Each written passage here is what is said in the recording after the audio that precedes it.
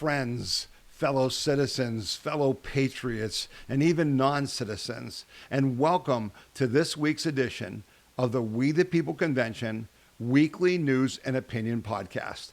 My name is Tom Zawistowski. I'm the host of this podcast, and I'm the president of the We the People Convention organization. And we welcome you to today's podcast, particularly if you're new, where we will discuss the news of the week and put it in the context of defending our individual freedom, liberty, and prosperity. This podcast and everything our organization does, from the wonderful website we have to our text messages, our emails, and our donations to fellow conservative groups that deserve our support. And this week, with your donations, with your help, we donated to Turning Point USA, to True the Vote, and to Tea Party Patriots, who are, basically fighting for election integrity, fighting to get the SAVE Act passed, and things of that nature. That's what we did with some of your donations this week. This podcast is paid for by the generous donations of our members. Many of you who have been donating for the 16, 17, going on 17 years that we've been around. And we can't thank you enough, and we couldn't do what we do, which is protect and defend our individual and collective freedom, liberty, and prosperity without your support. If you can donate, please go to wethepeopleconvention.org and click on the donate button and give what you can. So welcome to this week's podcast. As you can imagine, and as you know, lots going on. It's been really a challenge to pick the stories we share with you each week, and I've been really focused on trying to, deal with facts and less with opinion. I said to someone this week I was talking with that, boy, I don't think it's ever been harder for me to know who my friends are, because it's kind of like everything is upside down. When I look at the conservative voices that I've been following and listening to for literally, 10 years or so, I'm not listening to them anymore. I'm finding myself looking elsewhere to get less opinion and more fact.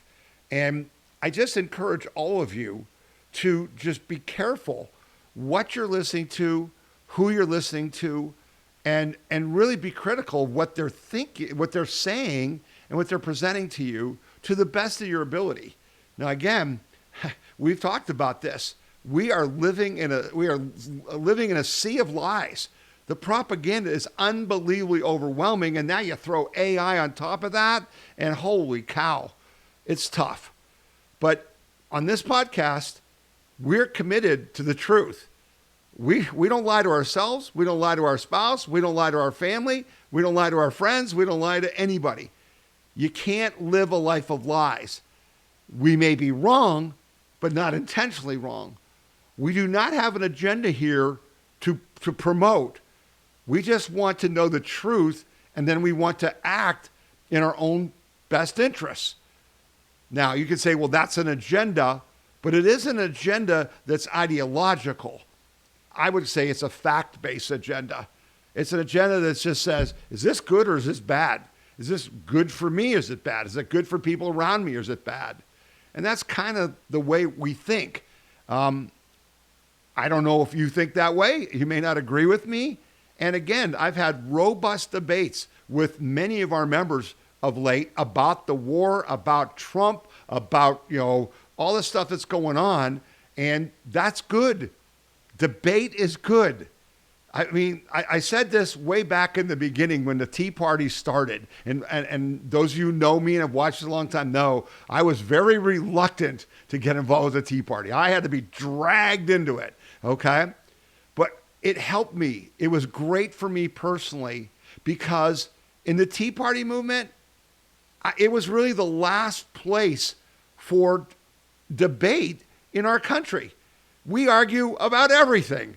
I could say today is, Saturday, March 21st, 2016, and someone in a Tea Party would say, yeah, well, what calendar are you using? Okay? And sometimes it's aggravating, and sometimes it's people just arguing for the sake of argument. But on the other side, it's helpful that you challenge my positions, that you make me think, you make me, reason out what I'm saying to you and push back when you disagree. You have to encourage debate, not shut it out. We're not here to silence you. We're here to listen to you. And again, that doesn't mean we're going to agree, but we're going to have an intelligent conversation based on facts and logic. And I think that's what makes America great. And that's what freedom of speech really is, which is freedom to think. Because if you think about how you think, it's self-talk, right? When you're thinking, it's like you're talking to yourself. That's what freedom of speech is. That's why it's so important to defend it. And about that, about self-talk, I'm asking all of you to make an effort to start tuning out and just sitting quietly once a day. Jordan Peterson talks about this, and that it's so healthy for you to just sit quietly for an hour and just think. No TV, no phone, no nothing, no noise, no radio. You can be outside, you can go for a walk, you can sit in a chair, but we don't do enough of that. And it's really important because it allows you to kind of debate with yourself and challenge your thoughts. How many of you can do that? Most people today are so hooked on the blue screen, right? On the dopamine hits, on the constant feedback, the Pavlov's dog, they can't sit for an hour and not talk to anybody, not listening, but themselves. I'd like to ask you to try to do that now, going forward every day, because I think it's more important than ever. I'm doing it, and I'm finding it helpful. And I also think, we need to engage with people and have the kind of discussions maybe we had before COVID.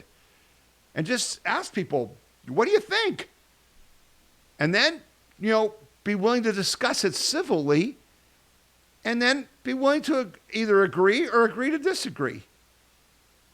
Never before has it been more important for you and I and all of us to have human interaction and have some ability to come to our own conclusions, to see the data that's available to us. And again, a lot of it's lies, a lot of it's propaganda, so you can get fooled. But overall, and I hope in this podcast I'll demonstrate it, there's enough factual information for us to come to some conclusions that can be reliable as they can be in today's world with things changing so rapidly. So thank you for listening to that monologue. I didn't really expect to do that particular monologue, but it's just what's been on my mind. And so now we're going to try to live up to that in the podcast. So let's get on with it. Obviously, it's the war. The war is driving everything. And, it's driving our economy. It's driving our political, processes, the election stuff, all that. So let's talk about the war. I posted this article because it was from Al Jazeera, which is not a source I would normally quote. And it says, and I said, Iran's surrender is only a matter of time, and it's not a long time. Because what I'm finding, and I think many of you are finding, is that I'm having to go outside of my comfort zone and away from news sources that I know their biases and try to find some other information. This article you need to read. The Israel-U.S. strategy against Iran is working. Here's why. 2 weeks into Operation Epic Fury, the dominant narrative has settled into a comfortable groove. The United States and Israel stumbled into a war without a plan. Iran is retaliating across the region. Oil prices are surging, and the world is facing another Middle East quagmire. U.S. senators have called it a blunder. Cable news has tallied the crisis. Commentators have warned of a long war. The chorus is loud and in some respects understandable. War is ugly, and this one has imposed real costs on millions of people across the Middle East, including the city I live in. And this is written by a guy named Muhammad Salman from Al Jazeera, okay? But this narrative is wrong, he says. Not because the costs are imaginary, but because the critics are measuring the wrong things. They are cataloging the price of the campaign while ignoring the catastrophic ledger. When you look at what has actually happened to Iran's principal instrument of power, its ballistic missile arsenal, its nuclear infrastructure, its air defenses, its navy, its proxy command structure, the picture is not one of U.S. failure, it's one of systematic, phased degradation of a threat that previous administrations allowed to grow for decades. And then he goes on and just lays it out from a very practical and pragmatic standpoint why we're winning and we're going to win. And so Victor Davis Hanson had a real nice little checklist. And he said the signals are all pointing in the same direction. That's why he thinks it's going well. He said, first of all, the Europeans. He has a rule. Europeans never agree to go anywhere near a conflict unless they think the winning side has already been determined. And as you're going to see, all of a sudden, they're coming over, okay? The Gulf petronations, the Saudis, the Emirates, the Qataris, these governments have survived for generations by reading the regional climate with precision. They are all now betting on the United States and joining with us. That's not historically insignificant. Al Jazeera, which is this article I posted, is about, this is the one that should stop you cold. Al Jazeera, the Qatari state media network, historically critical of American military action, the network Tucker Carlson and the anti-war right love to cite against Israel, is now calling the U.S. bombing campaign brilliant and effective, and is saying has been underestimated. When the media outlets of nations that host both the largest American air base in the Middle East and Hamas's political offices starts praising American military effectiveness, the message is unmistakable. They think we're going to win, and they state it in an article on our website. Finally, the military signal. A-10 Warthogs and Apache helicopter gunships are now flying strike missions in Iranian airspace at will. You only deploy those aircraft when there is effectively no air defense left to threaten them. They are slow, low-flying, close support platforms. Their presence confirms what the Pentagon has been claiming. Iran has no meaningful air defense remaining. And the bottom line is this regime is going to fall, and they're going to fall pretty soon. So that's what Victor Davis Hanson said. Other things that signal that what's going on, right? Kratz says Iran's intelligence minister, Hati, is killed in a strike, promises more surprises. Defense Minister Israel Katz says Iran's intelligence minister, Ismail Khatib, was killed in an Israeli airstrike in Tehran overnight, adding that significant surprises are expected today. On this day, significant surprises are expected across all arenas that will escalate the war we are conducting against Iran and Hezbollah in Lebanon. Okay? So what happened next? No, just like within hours, 24 hours, Israel kills Iran's de facto leader, Ali Larijani, the Bashir force chief in Tehran airstrikes. This is really important. Why is it really important? Because this is a guy with the Khomeini dead and his son, who they put in as a puppet, apparently wounded and unable to function. This is the guy that was running things.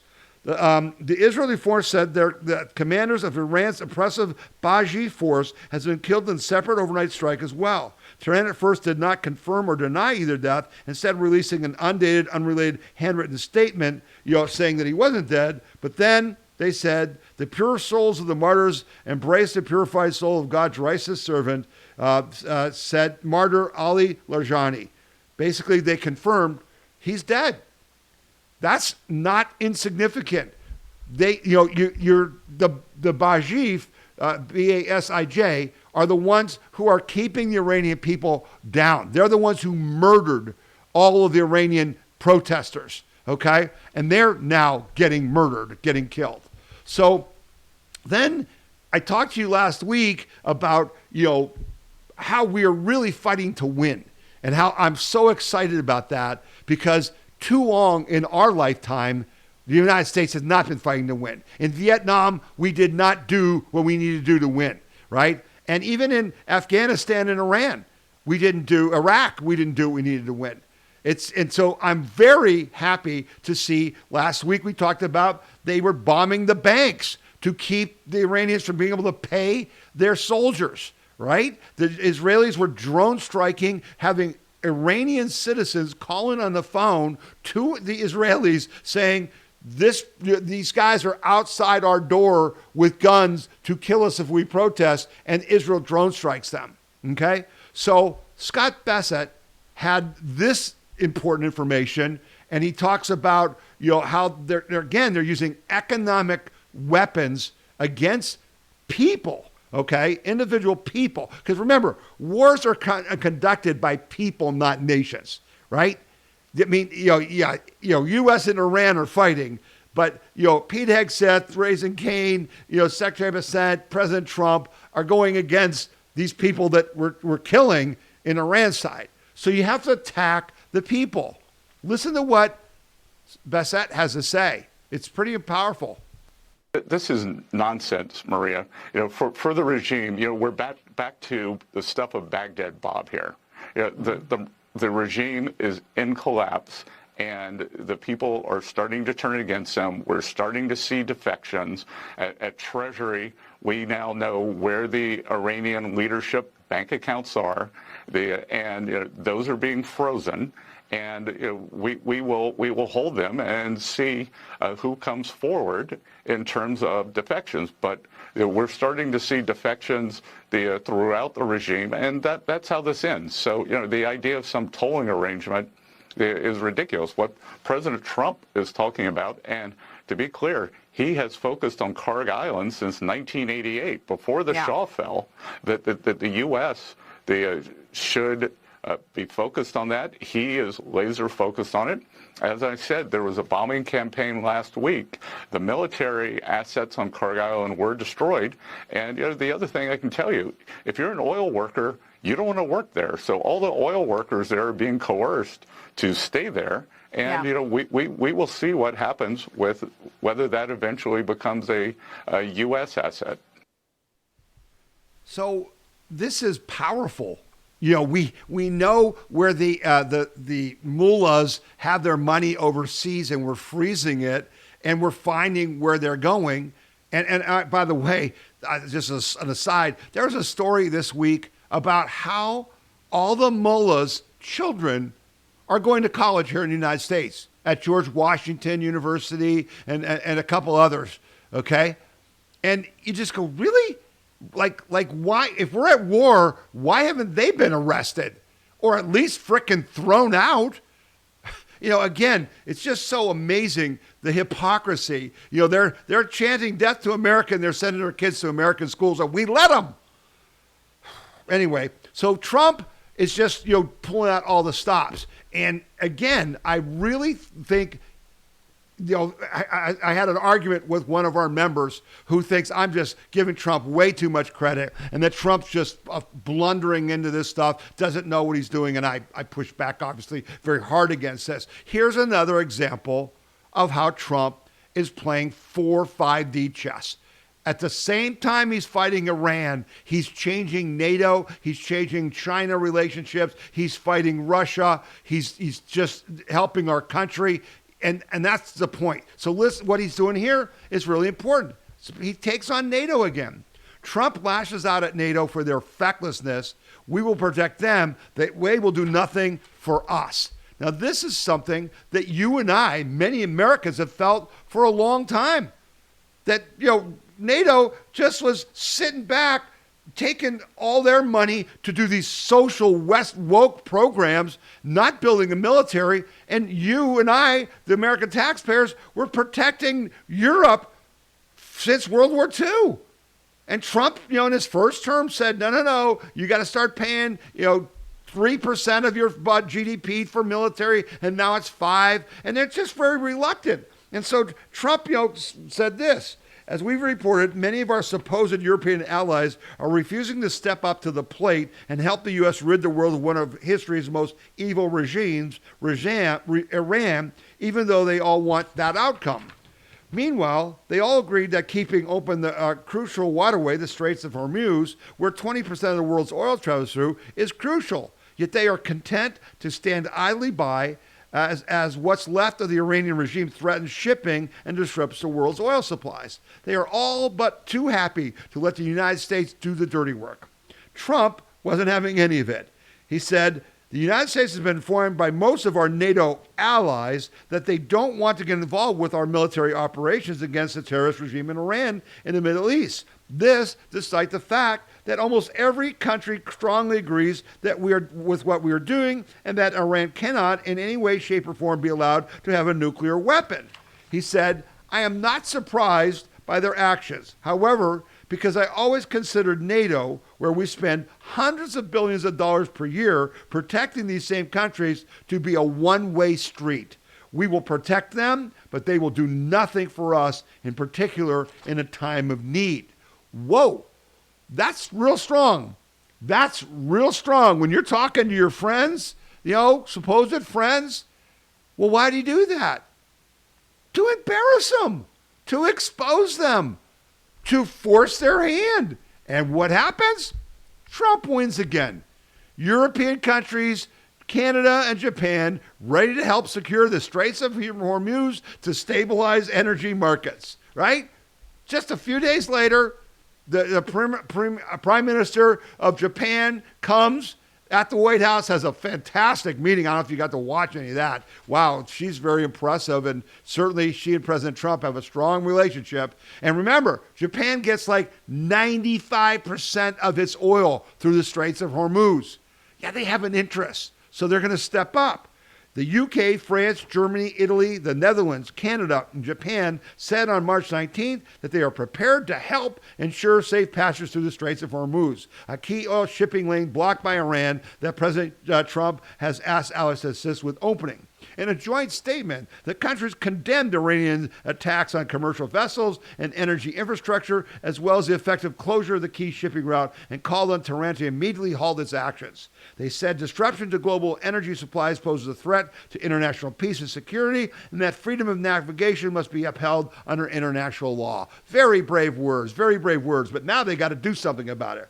We express our deep concern about the escalating conflict, they said. We call on Iran to cease immediately its threats, laying of mines, drones, and missile attacks, and other attempts to block the strait to commercial expression. We express our readiness to contribute to appropriate efforts to ensure safe passage through the straits. Okay? So that's coming together. And many people are saying, well, what's taken so long? So long, right? I mean, last week I talked to you about perspective, right? It's been 3 weeks, right? And they're saying like, oh, we got to open this up right away. I saw a great video on YouTube last night about our ability to remove their mines and things and why we haven't. And this video had a great point. They said, we haven't removed the mines yet because they're helping us keep Iran from selling their oil. Iran is shutting down the straits to hurt, the global markets. And by the way, it's not really hurting us. I know you're paying more for gasoline. We're going to talk about that in a minute here. But the bottom line is we don't need their oil because Donald Trump was smart enough in his first term and now in his second term to drill, baby, drill, and make us a net exporter of energy. We are not, for instance, liquefied natural gas in the United States hasn't gone up like anything, when in Europe it's up like double because they're so dependent, right? So it's Europe and Asia that's hurting, not us, because of Donald Trump. Yeah, do you give him any credit for that? Does anybody give me credit for that? All right. Anyway, so this video was really cool. It said, here's the deal. And it talked about, everybody said, oh, we got rid of our minesweepers and we don't have the technology. Shut up, okay? This video was great. They showed exactly the kind of technology we have for there's like 3 different kinds of mines. There's mines that sit on the bottom of the ocean and have no signature. They just pick up the sounds of boats and then they launch up and blow them up. There's ones that float, okay? There's other ones that are submerged, okay, and are anchored but are submerged. And they all need different technology to get, and we have the technology. But they said you got to have 3 things in place before you can clear the mines. 1, the mine clearing ships can't defend themselves. They have no guns on them. They're focused on getting rid of the mines. So you have to have the Navy in place to protect them and the Air Force to give them air cover. Number 2, you need to have the troops that Trump is sending now to keep these small boats and the fire from the land from attacking the minesweepers when they're working. And so that's the next step, okay? And then you just have to have the minesweepers be able to, you have to make sure that our Air Force and our Navy has destroyed the ability for Iran to make any new mines, because why sweep the mines if they're just going to put more out? So those 3 things were destroy their ability to make new mines, which it looks like we're doing, and then have the air cover and the land support, and then let them do their thing, and it'll be done. Very cool. Very cool. That's factual information that I needed to hear, that I hope you enjoyed hearing on this podcast. Yes, we're going to clear the mines. It's a process, and the Navy is not going to act unless all the pieces are in place. That's what we want. That's safe. That's the way to do it right. Okay? So there's been a lot of people calling me and talking about, the lack of support for the war, and Trump, is losing his base, and it's going to cost us the midterms and all this. So what is the truth? What is perspective on that? So let me share a few things with you. Trump ratings hit all-time low with friendly pollster as war opposition amongst 2024 Trump voters doubles. Okay? This sounds pretty damning. Trump ratings hit all-time low with friendly pollster as war opposition amongst 2024 voters doubles. Let's take a look at what he found.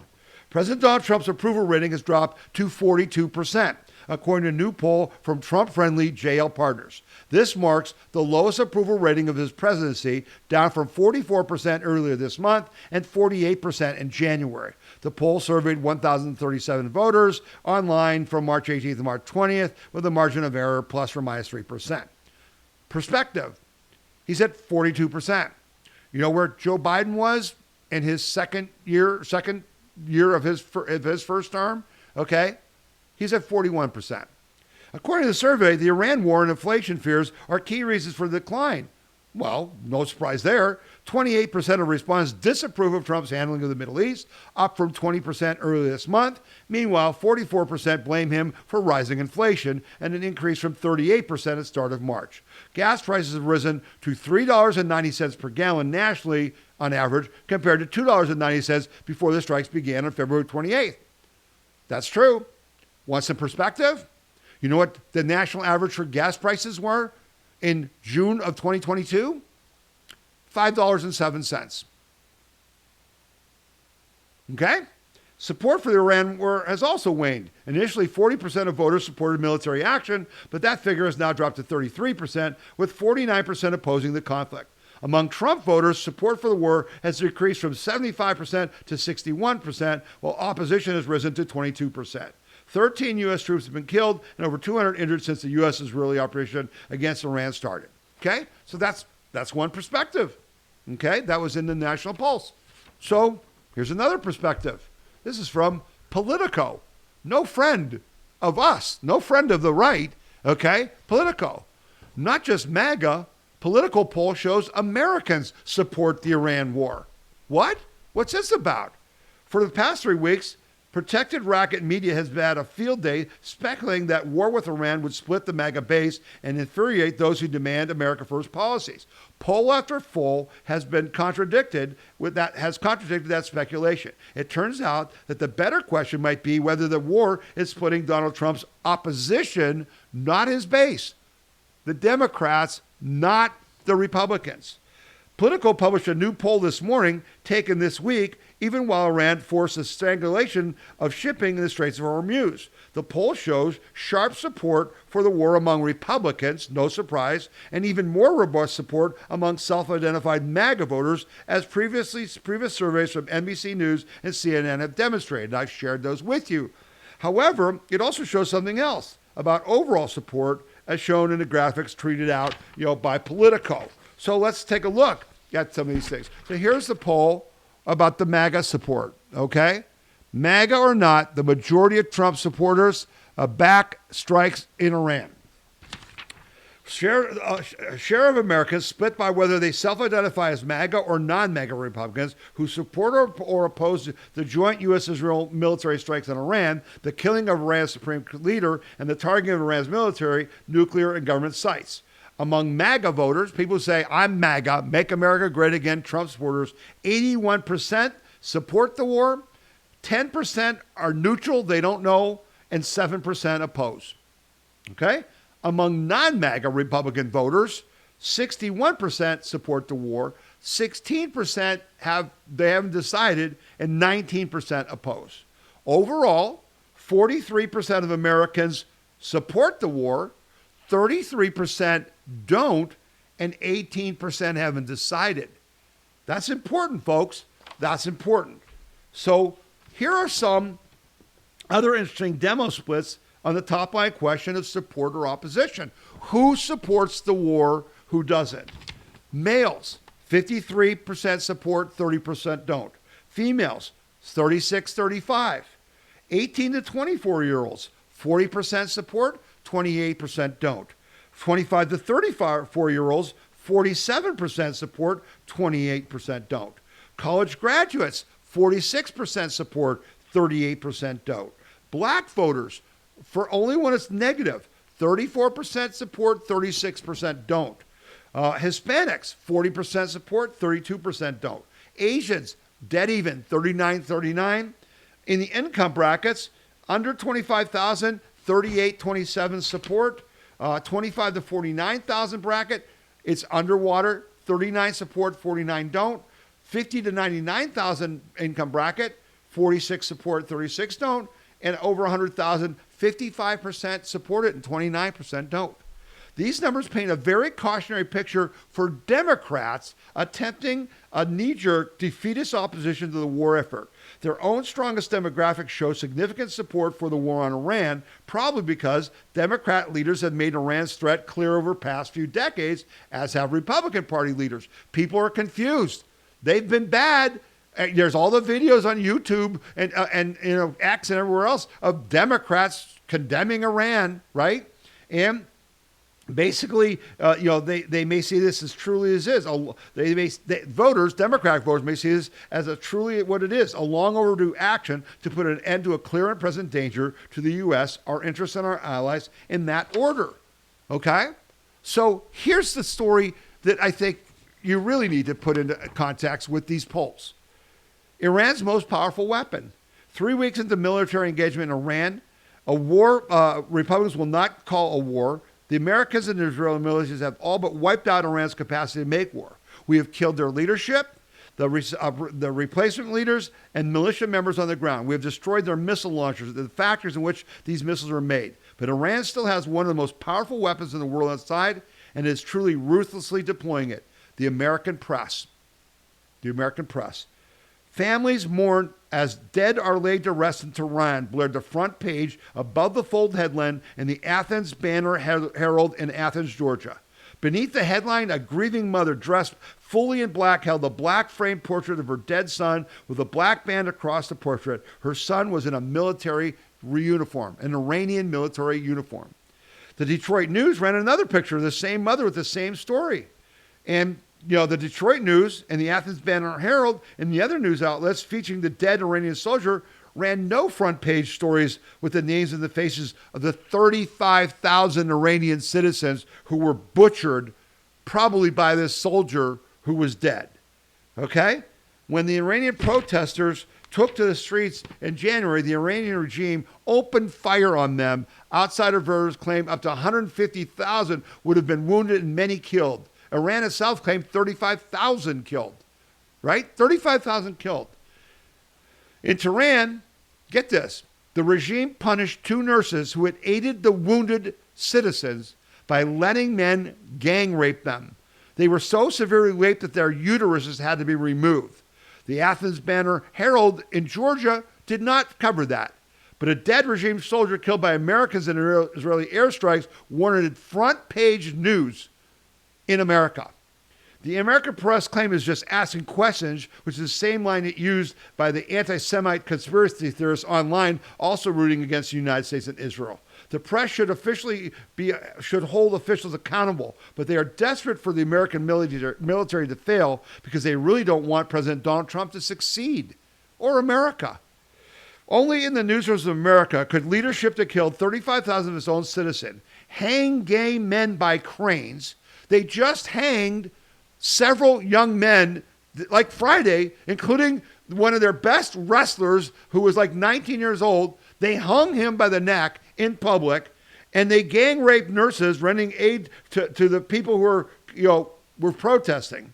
Now relying on conventional wisdom, the press tells us we cannot win or even that we're losing. The press relies on voices that process most of their insights through their hatred of Donald Trump and other voices that have long had ties to the Iranian regime.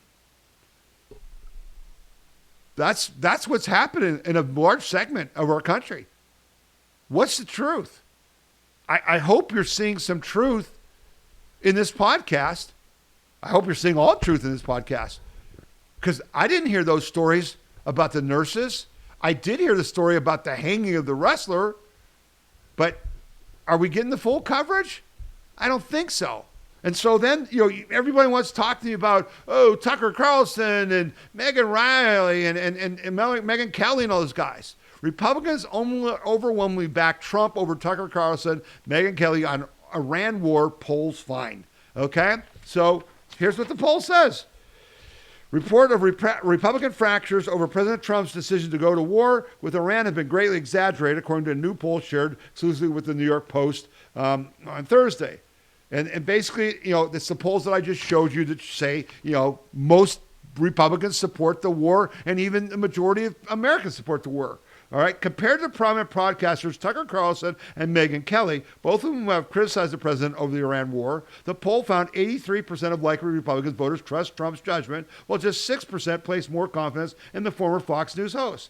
Even more response, 84% agree with Trump's foreign policy views over Carlson and Kelly's 6%, while 85% say they take the president more seriously on world affairs than media commentators and podcasters. Okay? Is there really a fracture in the conservative base? No, I don't see it. I mean, you tell me. I know some of you are against the war. I get it. But overall, do you trust Trump or don't you? See, this is the part where, again, I talk about perspective all the time. It really bothers me that we've gotten to this point in our society where we're just going to judge everybody on everything. And Donald Trump has been right pretty much about everything. Literally. That's not an exaggeration. He said, they're spying on me. And guess what? They were. He said, that that Joe Biden was incompetent. And he was. They said, that Donald Trump has been right about everything he talks about, including like tariffs. Tariffs are going to destroy our economy. No, they didn't. You can argue whether they're a tax or not, but they were a great move. And so he's right about so much, but then if he's wrong about one thing, boy, you guys want to just throw him under the bus. That's not the way it works. People make mistakes. Nobody's right about everything.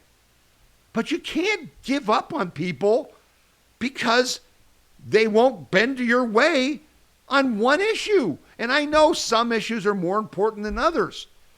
But boy, get some perspective and cut the guy some slack, because he's done a pretty damn good job across the board. And so, this was, again, and I keep telling you guys, and I know you're sick of hearing it, it's all about China. Iran is about China. That's what's going on here. And so, is it working? Well, China's economy is going down. They've got gas lines. They're struggling. But this story came out that I thought was very interesting. I didn't see anywhere else, but I shared it with you. Does China have a backdoor to Iranian oil? Trump pushes nations to escort tankers. And we talked about, that Europe's going to do that. China continues to receive Iranian crude oil through alternate routes designed to bypass the Straits of Hormuz. A global emergency energy choke point at risk of closure amid the Iran war. The Straits of Hormuz are not really hurting several Chinese-based industry. Let me start again. China continues to receive Iranian crude oil through the alternate routes designed to bypass the Straits of Hormuz, a global energy checkpoint at risk of closure amid the Iranian war. According to several China-based industry sources and analysts who spoke to the Epoch Times on condition of anonymity because of fear of reprisals. One of these routes centers on Iran's southeastern Jask port. Never heard of Jask port, J-A-S-K port, a relatively new export terminal outside the Straits of Hormuz that allows oil tankers to load crude directly into the Gulf of Oman, avoiding the narrow waterway where military tensions are highest. A Chinese industry insider familiar with China's Iran oil trade told the Epoch Times that Iranian oil shipments to China have remained largely unaffected by the conflict so far. Now, here's a map for those of you listening. I'll have to show you, but there's a pipeline that goes from Iran down past the Straits of Hormuz to this Jask oil terminal that's outside. I didn't know that existed. And basically, the oil flowing to China effectively becomes financial support for Iran's regime during wartime. In other words, if they can get this oil and they can pay Iran for it, that keeps the regime alive. Now, we bombed their banks, okay? We've taken out the military at Karg Island. Trump is threatening to shut down Karg Island. In other words, have our troops take it over, and that's where 90% of Iranian oil goes to get out of the Straits of Hormuz. But we could bomb that pipeline in a heartbeat. So it's only because Trump is allowing it that it's happening. And this is strategic, okay? Trump, if you noticed, he's playing all these different levers. So he lifted the sanctions against Russian oil because of the war in Ukraine. And he basically said any Russian oil that's out on the seas can now be delivered. And he's doing the same thing with China. And he's basically, playing some strategic moves to manipulate these people who are enemies and are involved in this conflict. So I've talked to you about Cuba, and Trump has talked a lot about Cuba because, he's basically trying to make the Cuban communist regime fall. All right, that's what Venezuela was about. He's stopping Mexico. Costa Rica just said they no longer recognize Cuba's communist government. Okay, well, what happened? Cuba's energy grid collapsed. The entire island was without power. All of Cuba had no power. So what does Trump do? Well, I said he lifted the sanctions on the Russian tankers, and a Russian oil tanker is headed to energy-starved Cuba. The Anatol Klondikin tanker is expected to reach Cuba's Manzata oil terminal on Monday, said a report. A Russian tanker with 730,000 barrels of oil. The communist-run island has been crippled by the U.S. economic blockade, but apparently Trump's going to let it through. The Russian vessel has been among those sanctioned by the U.S. in retaliation for the country's 2022 invasion of Ukraine. But President Donald Trump lifted sanctions on Russian oil exports a week ago to help steady world markets that turned volatile after the attacks on Iran. The arrival of oil in Cuba will be an energy lifeline for Cuba, which is struggling with nationwide blackouts and gasoline shortages. But he's just using it as a bargaining chip. Okay, he's just using it as a bargaining chip. And on Monday, Trump predicted that the energy crisis in Cuba meant he would soon have the honor of taking Cuba, and the White House has told Cuba to remove its president, Miguel Diaz-Canel, from office. Whether I free it or take it, I think I could do what I want with it, Trump said of Cuba. Now, I do want to point out, I am very unhappy with President Trump's use of the word I. He says, whether I free it or take it, I think I could do anything I want with it. He needs to stop saying that. He needs to say we. He needs to say whether the U.S. frees it or takes it, the U.S. will do what it wants with it. This isn't a monarchy. He's not our king. And oh, by the way, the left is picking up on this, and there's no Kings rallies again around the country. There's going to be like 100 in Ohio today, okay? Because he sounds like a king. Stop it. It's hurting us with independence. I can tell you that. All right? Yes, he's going to make the final decision, but it's part of our government. It's part of the military and Congress and his advisors, right? Not just him. And it's wrong. It's poor messaging. It's poor messaging. And he's better than that. So I'd let our senators in Ohio know that they should get the message to President Trump that he needs to be more careful with his language, right? We get it. We know he's in charge. We know he's making decisions. But the United States is doing this. We are fighting Iran. He's not fighting Iran. We are. It's important. Words matter.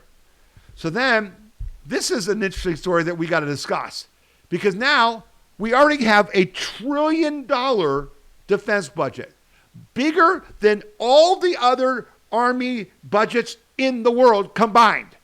Okay? And then we go to war, and Trump says, I rebuilt the military, and we've built a lot of weapons and armament stuff. We got $1 trillion. We've been in war for 3 weeks. Hegseth confirms Pentagon seeking $200 billion in additional funding for the Iran war. Why? What is this about? Secretary of War Pete Hegseth has confirmed that the Pentagon is pursuing as much as $200 billion in supplemental funding to cover costs from ongoing U.S. military operations against Iran. Multiple news outlets have previously reported that the Pentagon is seeking the supplemental appropriations to address the ongoing conflict. As far as $200 billion, I think that number could move, Hegseth said. Obviously, it takes money to kill bad guys. So we're going back to Congress and our folks there to ensure that we're properly funded for what's been done and for what we may have to do in the future. Hegseth said the funding would not only refill munitions stockpiles that U.S. forces have expended in the course of the ongoing fighting, but also bring those stocks above and beyond where they are before. So let me ask a question. What is your current budget for? You're the War Department. We gave you $1 trillion so you could fight wars. Why do you need $200 billion more now? Didn't you have old weapons that are being used up? They are. Didn't you have new weapons that you produced since the big beautiful bill and we gave you the biggest defense budget in history? I don't get it. I don't think this is appropriate. Yeah, of course your stockpiles are down. You got $1 trillion to replace them. Where is that money? Are we spending $1 trillion a year so you can't fight wars? We're spending $1 trillion on defense. So what? You can just be ready for war? Someone help this make sense to me. I don't get it. Yeah, guess what? They're already talking. Remember, again, this is how this is so nuts. Do you recall that President Trump and members of Congress, Lindsey Graham, a month ago were talking about the next defense budget going up to $1.5 trillion? Did you hear that? When we're already more than $1.5 trillion a year spending more than we take in. And now you want $200 billion more? When do we say enough? And particularly when we're doing things, I'm going to talk about Luckey and Androl and the way the cost of weaponry is going down dramatically because of technology. Why do we need all this? When does it start to go the other direction with all the AI and stuff? Man, should have some discussions about that with your friends. Have some with me, because I'm not buying that. What the hell? Doesn't make sense. And this story didn't get any coverage, but I mean, it's really important to tell you this story because it just shows how remarkable it is that we are doing what we're doing in Venezuela, in Panama, with Cuba, with China, in Iran, because we had a mess on our hands intentionally. The communist Democrats' goal was to destroy our military. And here, you want the proof? Let me describe it for you, man. This story was just nuts. Pete Hegseth's 90-day DEI review targets Army War College and National Defense University. The Naval War College spent 2 days teaching senior military officers about feminine power at sea. Now Pete Hegseth is coming for every professor, administrator, and course syllabus in the system. What he said next has every woke War College professor updating their resume. America's War Colleges exist for one reason: to take the military's most senior officers and make them deadlier, sharper, and more strategically lethal. That's not what has been happening. The Naval War College's annual Women, Peace, and Security Symposium, a 2-day event attended by 500 students from every branch of the military, held panels on art, peace and security, gender optimization, and cultivating allyship in defense and security sectors.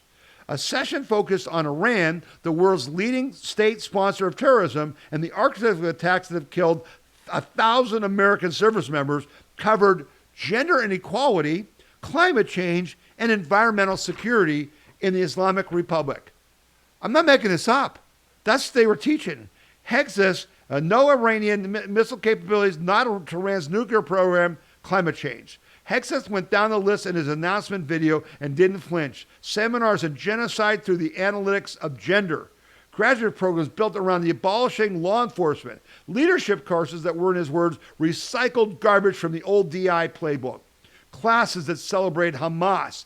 He said these weren't hypotheticals from some radical campus across the country. He said he heard the stories from inside America's own war colleges.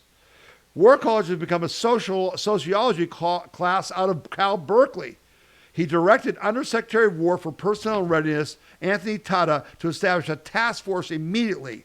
The institutions under review include the Army War College, the Naval War College, National Defense University, Marine Corps University, and the Air War College. Every institution where America's future combatant commanders and service chiefs receive their advanced educations. The task force has 90 days to assess whether these colleges are actually effective, identifying deficiencies, ensuring the focus locks onto national security, strategy, history, and high standards. So, again, they gutted our leadership.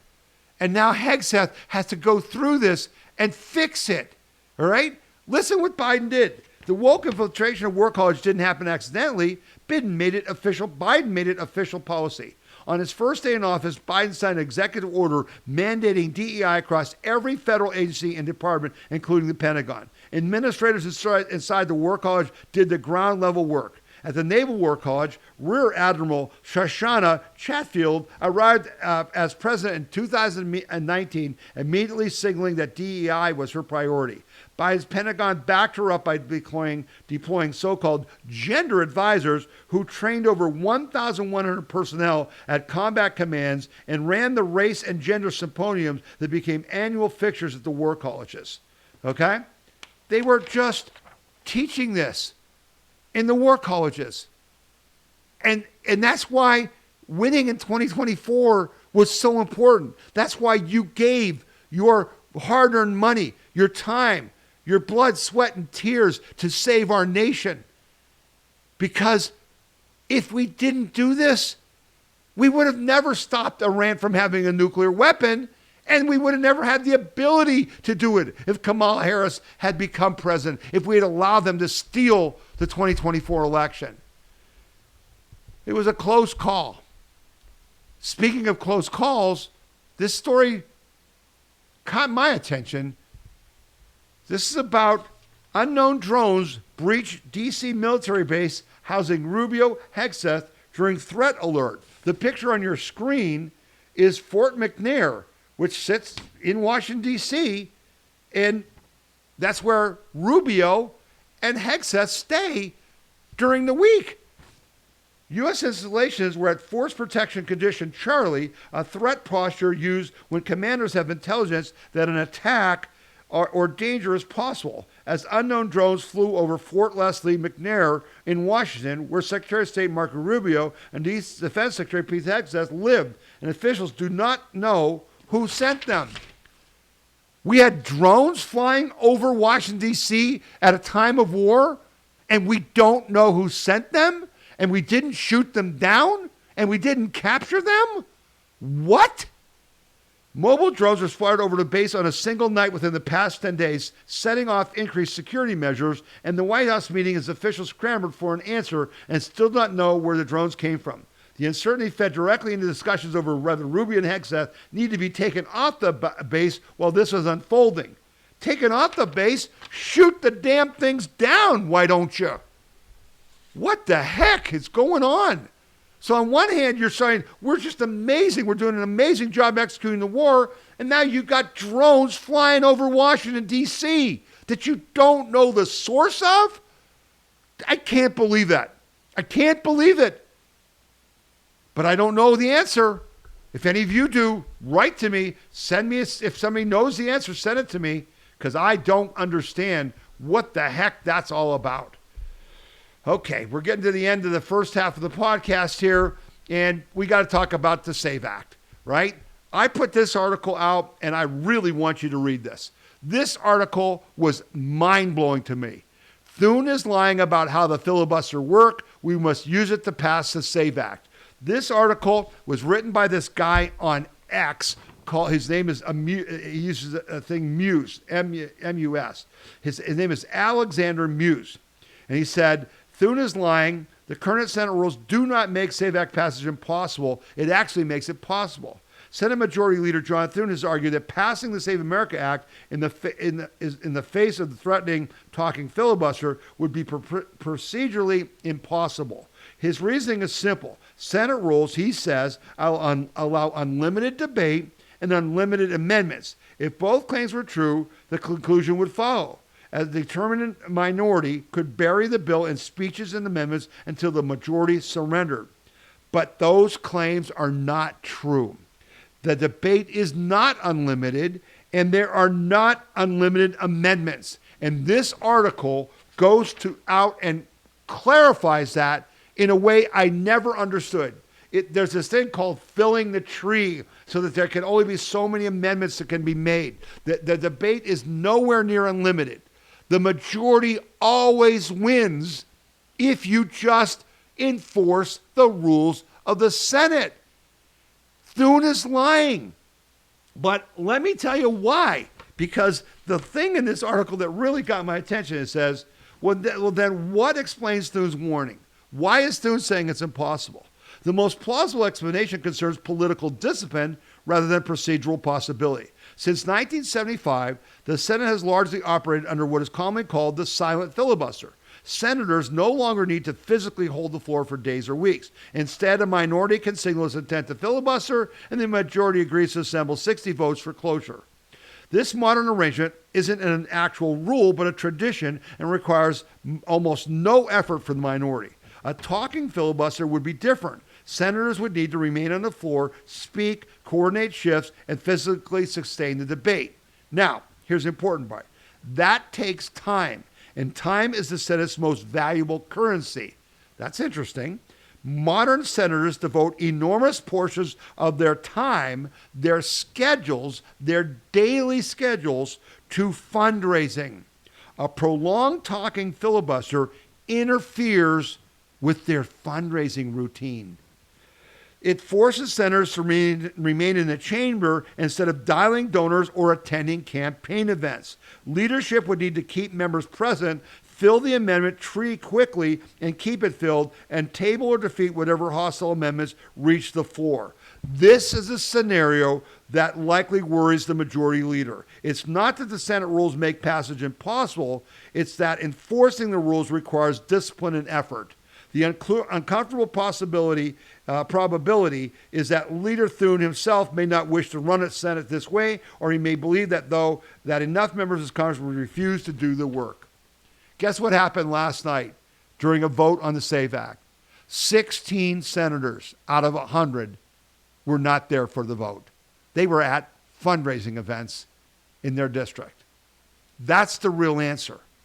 So we've got this theater of, oh, we can't do it, but you really don't want to do it. And that's why your calls matter, and that's why they're feeling the heat, okay? And then Senator John Husted from Ohio did a really smart thing, because the left is saying, oh, you got all this stuff in there, for the SAVE Act that we don't need. We are for citizens voting. We're for citizens voting. But that's not the SAVE Act is. So what did John Husted do? Well, here's the video. Listen to what he says. Madam President, showing a photo ID is common sense. The American people support it by an 80-20 margin. And as I've been saying for more than a decade and a half, it is possible to make it both easy to vote and hard to cheat, and we should make that a national standard with a photo ID law that is easy to implement and is proven effective. Passing voter ID requirements is common sense, and passing this provision that I offer tonight, that's part of the Save America Act, is right for election integrity, and it's the right thing to do for voter confidence, and I urge a yes vote. What he did is he put up an amendment to say, we'll pass the SAVE Act, and all that's in it is you have to show a voter ID to vote. And the Democrats who said, we support voter ID, not all that other stuff, they blocked his vote. Their hypocrisy is just clear to see. So there it is, right? We're not going to pass the SAVE Act with the help of the Democrats. I've told you, they can't, because if we stop their illegals from voting, they will cease to exist as a political party. They will go the way of the Whigs. They know that. Republicans, because your calls, no, we want to do that to them. We must pass the SAVE Act, okay? We must pass the SAVE Act. So on the other side, right, we also have the Dem, they're doing the SAVE Act, and then they're trying to pass, the ICE, the DHS funding, because of the TSA lines and all the problems with FEMA and with the Coast Guard not being funded and ICE not being funded. So here's the Democrats' new strategy on that. Here's the Democrats' new shutdown surprise. We suppose this is the most honest and candor that we've seen from the Democratic Party. The self-described party of working class has decided to no longer represent working class Americans or any Americans. They have decided to go all in on defending and supporting illegal aliens ahead of the midterms. Right now, the government is in partial shutdown, has been for a month. That means TSA employees are not getting paid, and security lines at airports are spilling out into parking lots as travelers wait for hours to get through checkpoints. For the Democrats, that plan is the point. The pain is the point. And they're hoping by inflicting more of it, the American people will get their way, and Republicans will cave on defunding, not the American people. By doing this, inflicting the pain on the American people, the Democrats think they will get their way, and the Republicans will cave and defund DHS and abolish ICE. Hakeem Jeffries literally said, we're making people hurt. That's House Democrats are launching a Hail Mary push to effectively end the Department of Homeland Security by making people hurt. That's their plan. All right? Now, here's the problem. They're now coming out and saying that it's not working. This idea of creating the pain is not working. So they said they're basically thinking of changing their tactics. It's not bringing any change. It's not. In the meantime, we're making people hurt. The long lines they're making us less popular. So the Democrats are realizing that now the TSA lines and stuff, they're starting to feel the heat. So what do? They're now going to propose, I think today, that they fund TSA, FEMA, Coast Guard, everything but ICE. And they want the Republicans to let them off the hook. Why? Because their goal is just not to fund ICE. The dirty secret is, and they will tell you if they're honest, that the big, beautiful bill funds ICE until like 2029. As I told you last week, their strategy is by not giving them their annual budget, you're going to burn through that money faster and you're going to handicap ICE's ability to deport their illegal voters. Okay? But now they're going to go to the Republicans and say, well, let's take care of the American people. And if the Republicans don't pass this bill that funds everything but ICE, then it'll be the Republicans that are making a stand in line. So I saw a really interesting video on YouTube last night for Senator Kennedy, who basically said, we need to do that. Let's do that. But, now here's the important thing.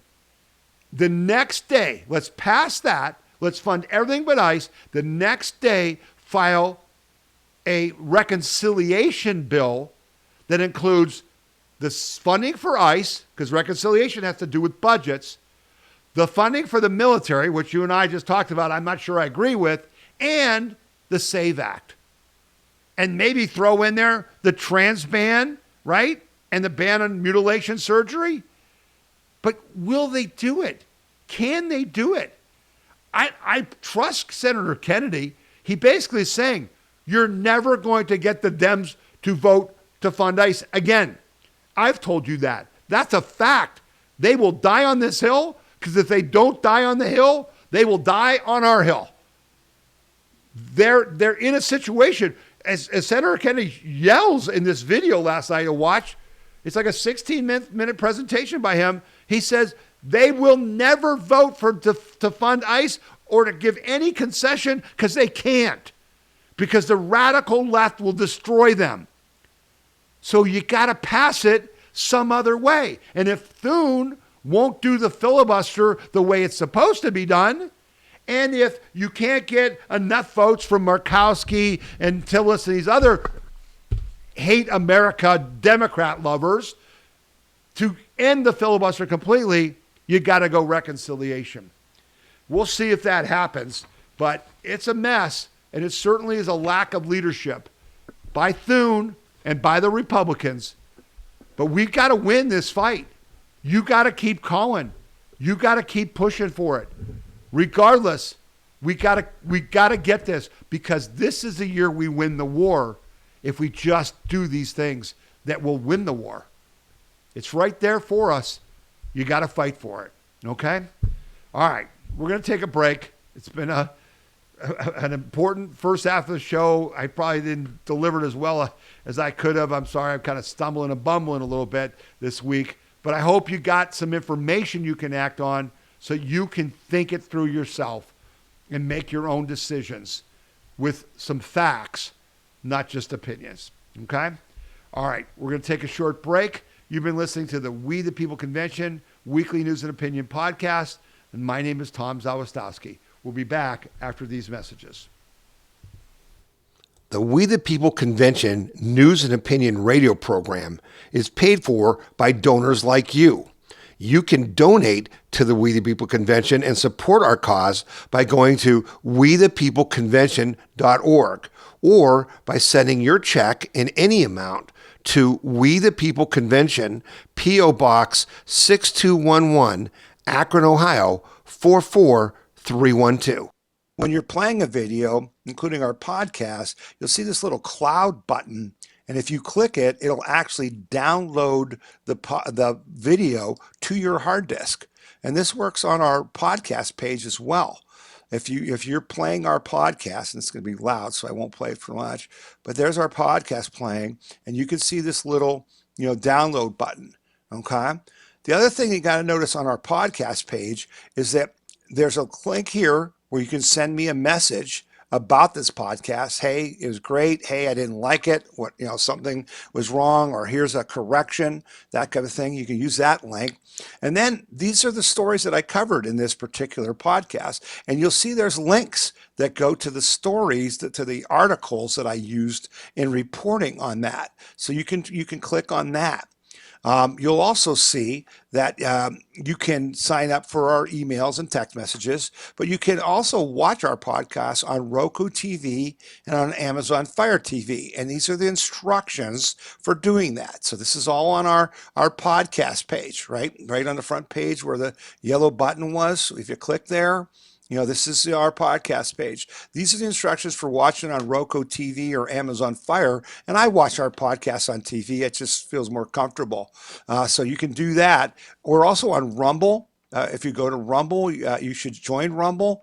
And it's Tom Z at WTPC. You'll see our podcast there. So you can get us a lot of different ways, including on Apple iTunes. And then this is an audio version of our podcast. If you click here, it'll just play the audio of the podcast. It will not, show you the video. So people can, listen to that while they're jogging or, working out, working in the yard, or just relaxing and just want to listen to the audio and not watch the video. And again, this is available on phone, on your iPad, on your laptop, on your computer, any way you want. And you can share this, whatever you see. If you're on a page that you really like, and you see an article that you think, geez, I've got to share this article, with someone in my family. You can send them an email by clicking on the little envelope. You can post it on Parler or MeWe. If you click on this, you get all kinds of options, where you can put it on Twitter or Facebook, whatever, which we don't support, but you can do whatever you want. So we ask that you share what you see on our We the People Convention site, and that you get more people to look at it, because that's the whole idea here, to help educate people, inform them. And then, as I said before, Link, we're not just about talk, we're about action. And in my podcast every week, which is published every Saturday. So if the new podcast usually comes out every Saturday. And in that podcast, I will ask you to do certain things that will help protect and defend your individual freedom, liberty, and prosperity. So that's the We the People Convention website. Come back often, use it to be informed, and share it with others. Thanks a lot.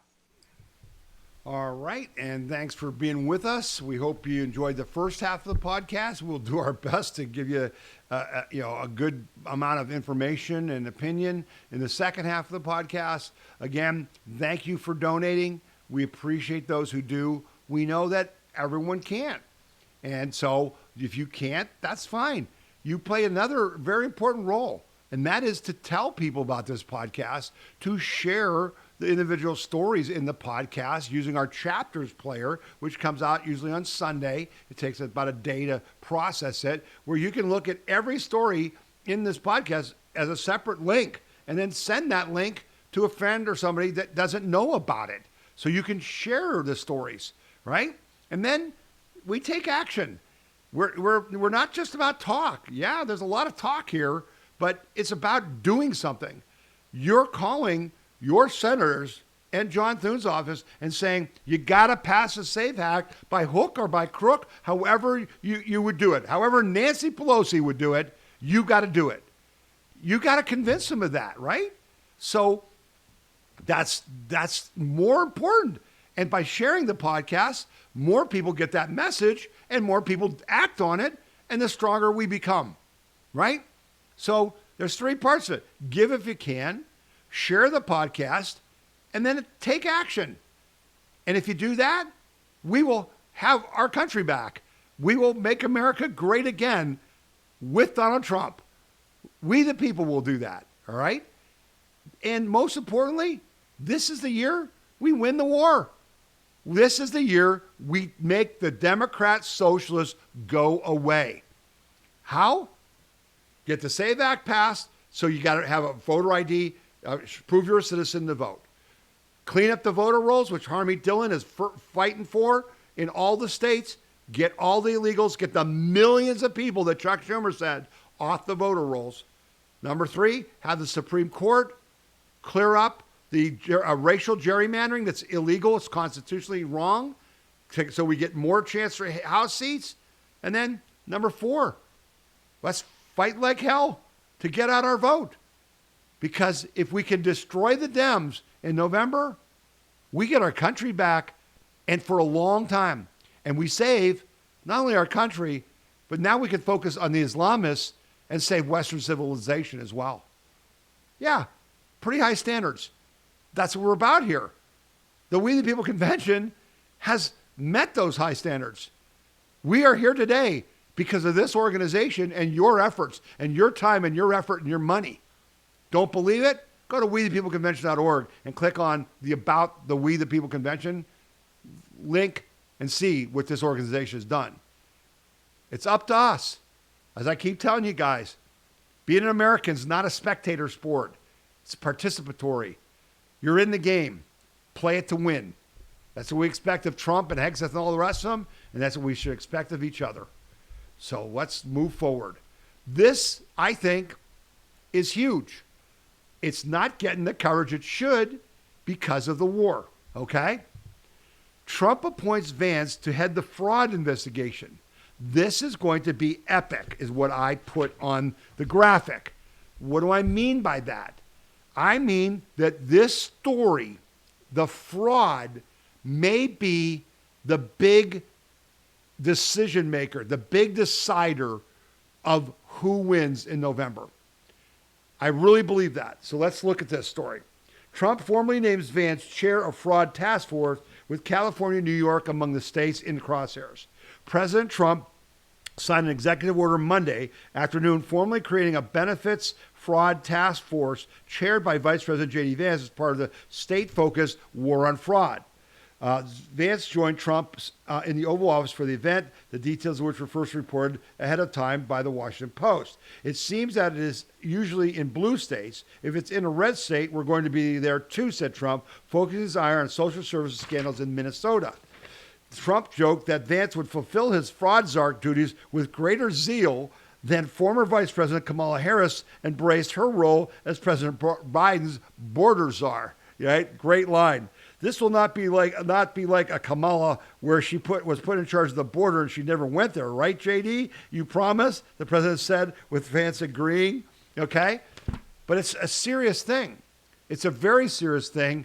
And I think Stephen Miller in this clip, who was at the signing of this event, made this statement that I think is you got to share with people. And I'll put it on our podcast page because it's really important. It puts it in perspective.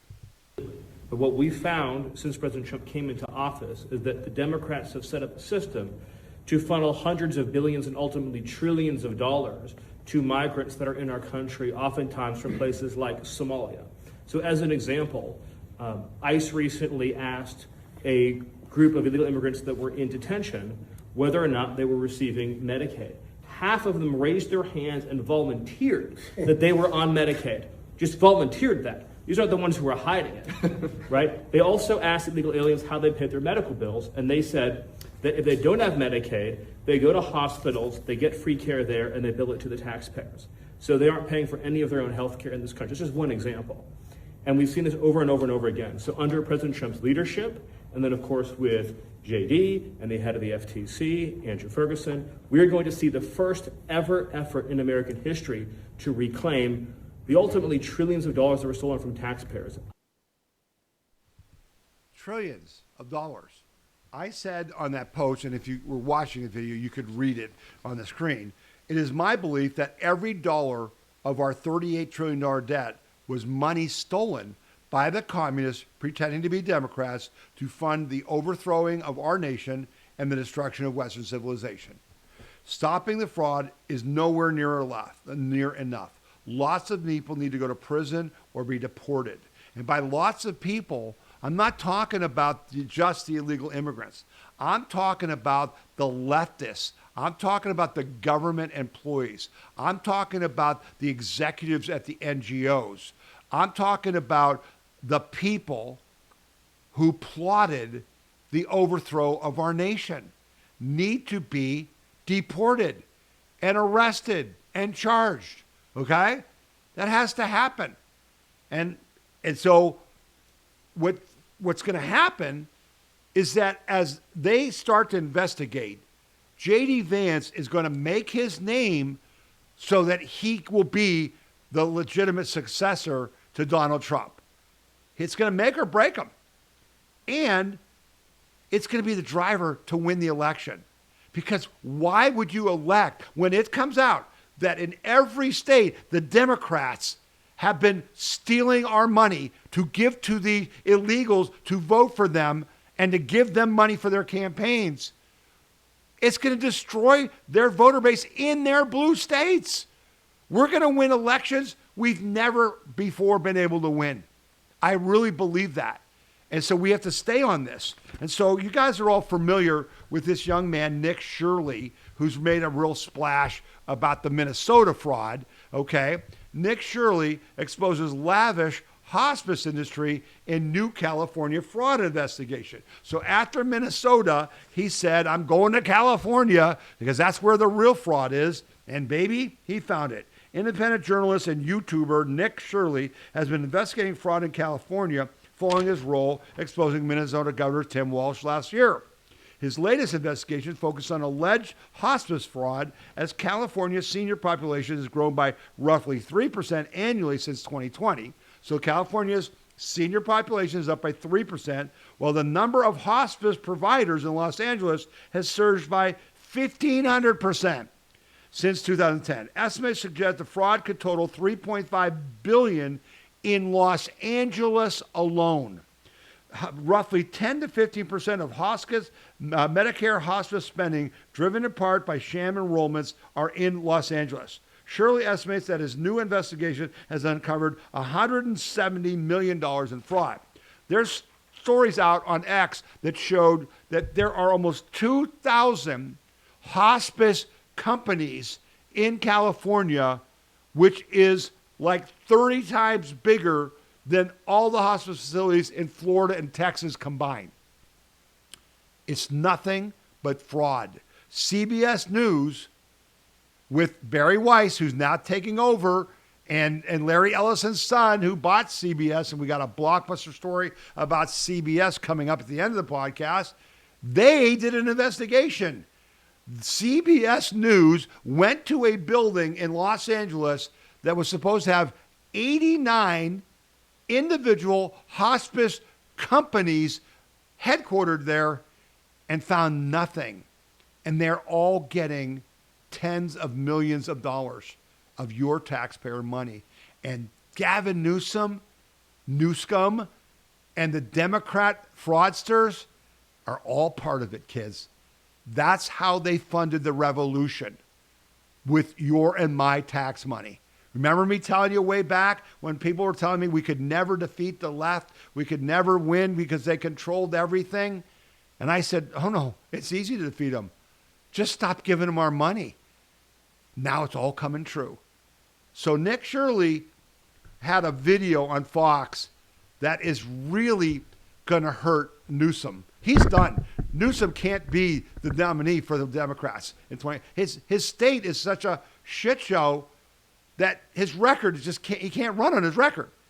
This video may be enough to just put him under, because you play this for any American and they'll go, yeah, common sense. Listen up.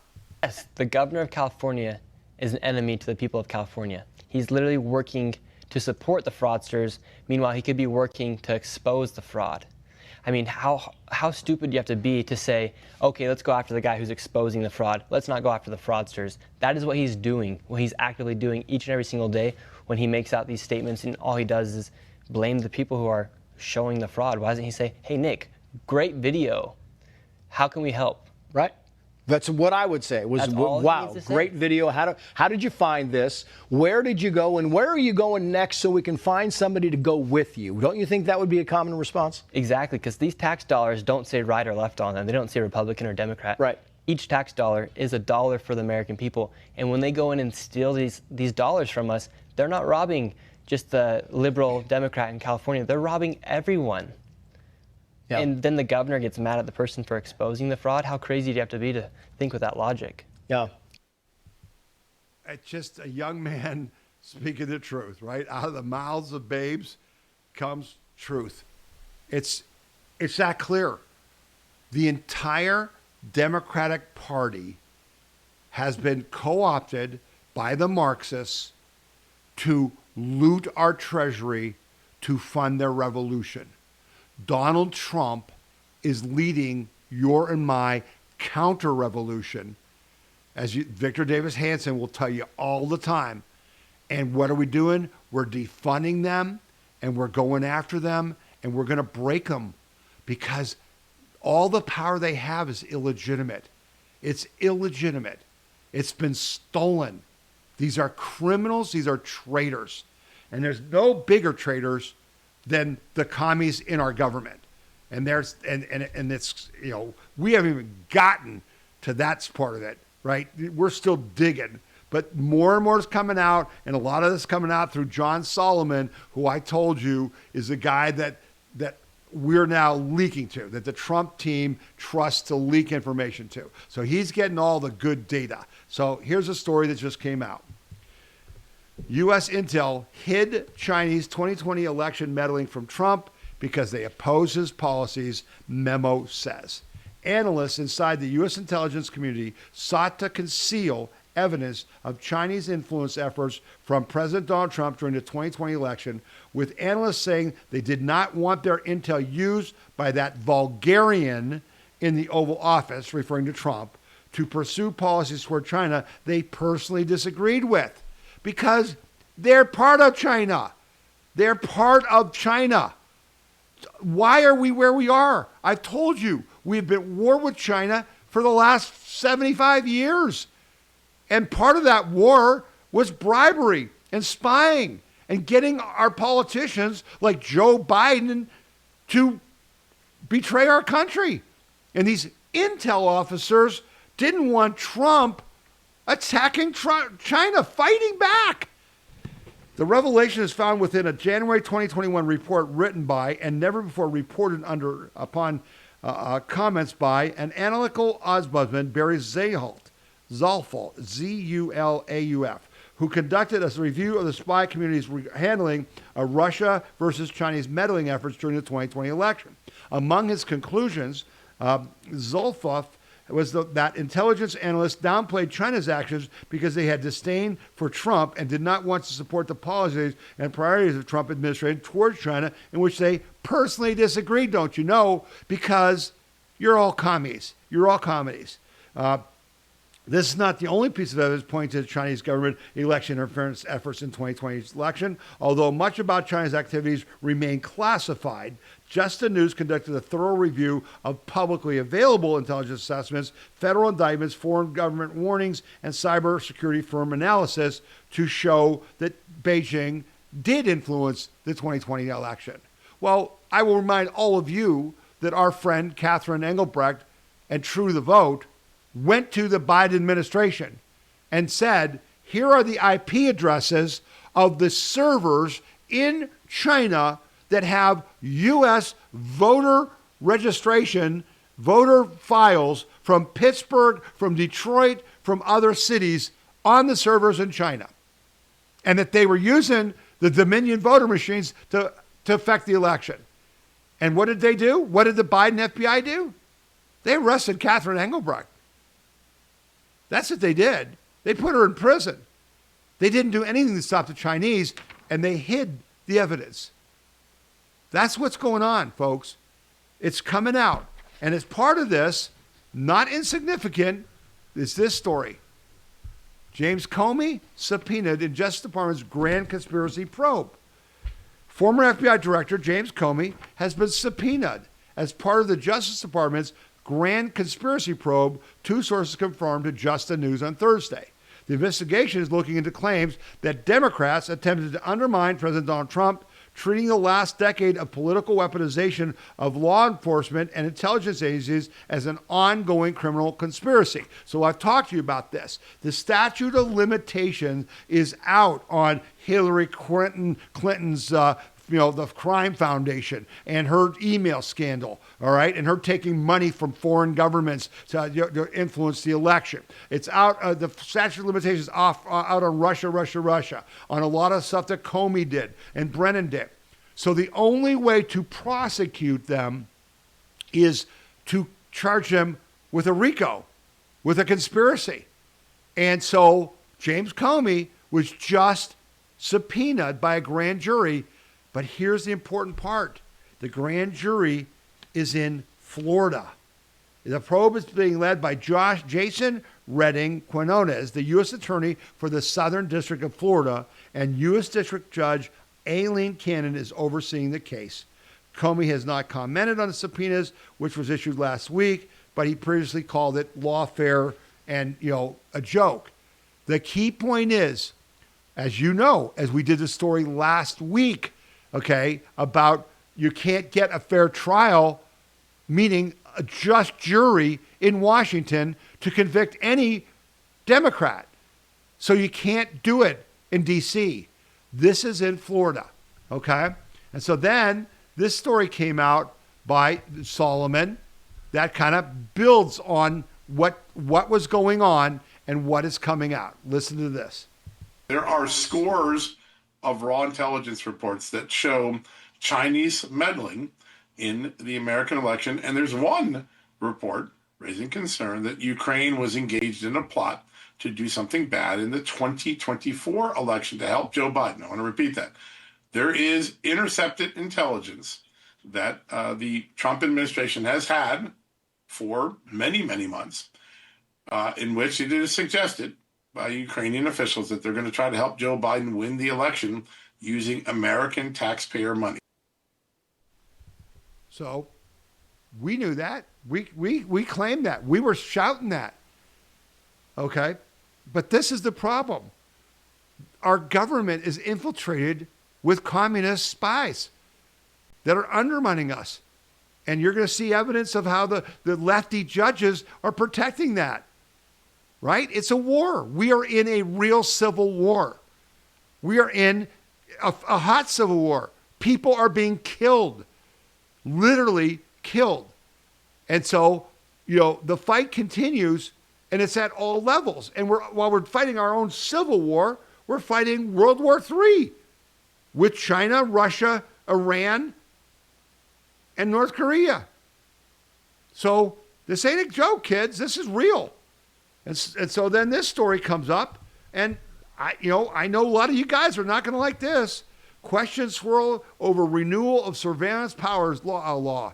Some lawmakers do not support a clean 18-month reauthorization of FISA Section 702, worrying past reforms are not enough to protect American rights. This is the corrupt FISA court, which violated our rights, violated Donald Trump's rights, okay, which allowed the FBI to go and do, what James Comey and his criminal element in the FBI with Arctic Frost and these campaigns to undermine Trump.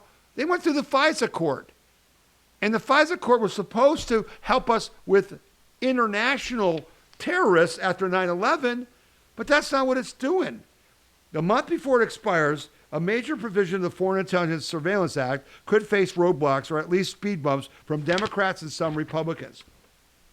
Section 702 of the law targets intelligence from foreign nationals thought to be outside the United States. Yet it also enables intelligence agencies to gather information from Americans, not on Americans, who are in contact with those non-U.S. persons, and all without a warrant. And that's the concern. Our Constitution gives you as a citizen, they can't spy on you without a warrant. Despite recent reforms to FISA, key members of Congress remain concerned about it as House Speaker Mike Johnson and the Trump administration seek to steer its renewal through a divided Congress.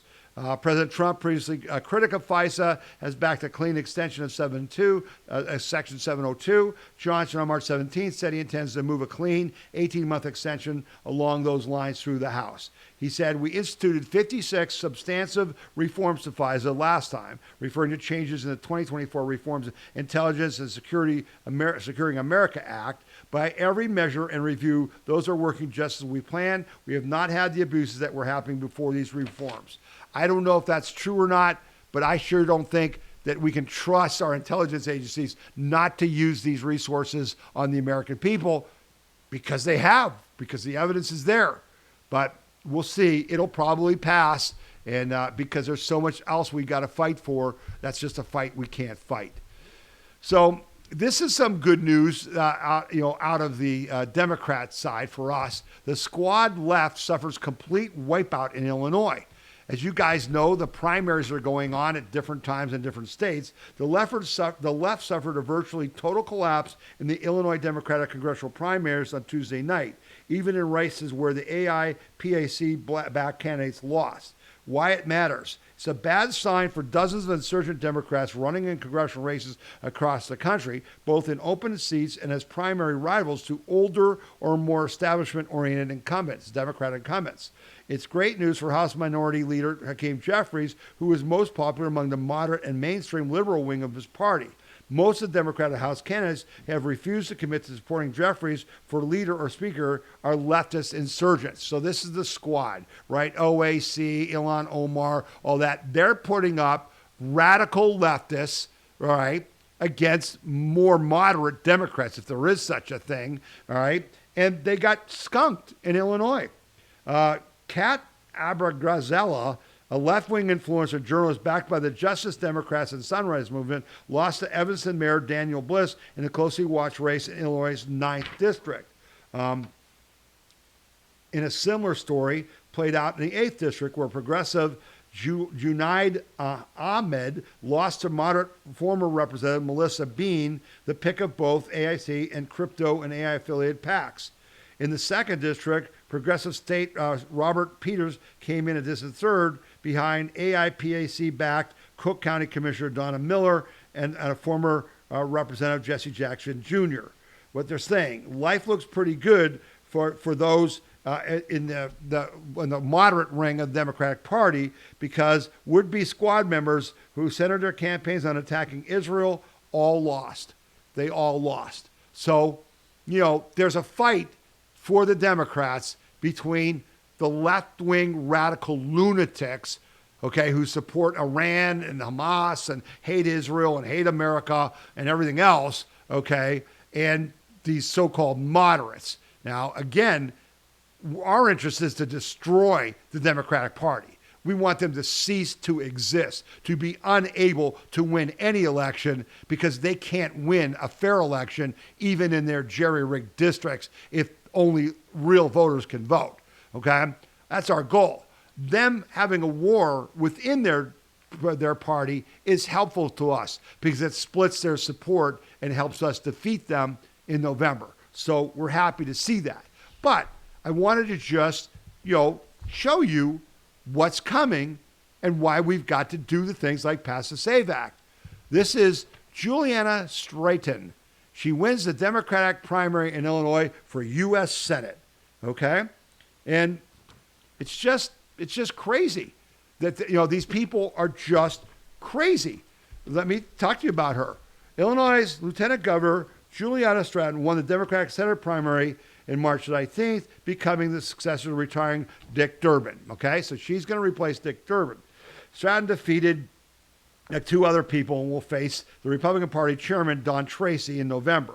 Given Illinois' Democratic lean, she's all but guaranteed to win in the midterms. In her victory speech, she said she was humbled and honored to get the Democratic nod. I want you to know that I'm running to be your advocate and fighter in Washington. She called for real courage in the nation's capital and standing up to Trump, whom she called out by name. Her goal is stop Trump. That's all they got. In the June 29th debate on ABC affiliate WLS-TV, she said that she supported major changes to federal immigration enforcement and called for abolishing ICE, okay, while supporting pathways to citizenship for dreamers and other long-term illegal immigrants. So let's bring in 15 to 20 million illegals, and now let's make them citizens, and let's make it legal for them to vote, and let's get rid of ICE. There it is. There's the dynamic. It's that simple. In a February 19th debate on WGN TV, Stratton said that the minimum wage should be raised to $25 an hour. $25 an hour. Oh, yeah. How's that going to work out? Not very well. Everywhere it's been tried, it fails, right? You don't believe in capitalism, honey. That's the bottom line. You don't believe in capitalism. So this is who they're trying to elect. That's who we're trying to unelect. And in the meantime, Susan Rice and Barack Obama are threatening payback. Okay? They're saying when we get power, we're going to impeach Trump and we're going to go after every company that cooperated with him. We're going to go after all the oil and gas people. We're going to go after ICE agents individually. We're going to go after all of Trump's cabinet members. They're not hiding. And so here's what Senator Kennedy had to say. What Ms. Rice is talking about is payback. What Ms. Rice seems to be saying is two wrongs don't make it right, but they do make it even. What Ms. Rice seems to be saying, and I don't know whether she's speaking on behalf of Netflix or not, but what Ms. Rice seems to be saying is that it's okay in America today to use the law to prosecute and harass your political enemies. I find that astounding, coming from a person of her stature. That's the sort of thing that doesn't happen in America. That's the sort of thing that's only supposed to happen in countries whose Powerball jackpot is 287 chickens and a goat. Not America. We believe in the rule of law. Yeah. Well, I wrote on X, and you can follow me at TomZWTPC at X.com. On this video, I said, unfortunately, Senator Kennedy, while we believe in the rule of law in America, we don't have the rule of law in America. Miss Rice handlers, Barack Hussein Obama, and anti-white racist Eric Holder destroyed the rule of law when they introduced DEI, anti-white law, and CRT, and they planned and orchestrated the overthrow of the U.S. government after we elect Donald Trump in 2016. They and she have paid no legal penalty for their illegal actions. So, Senator, she is not just threatening payback.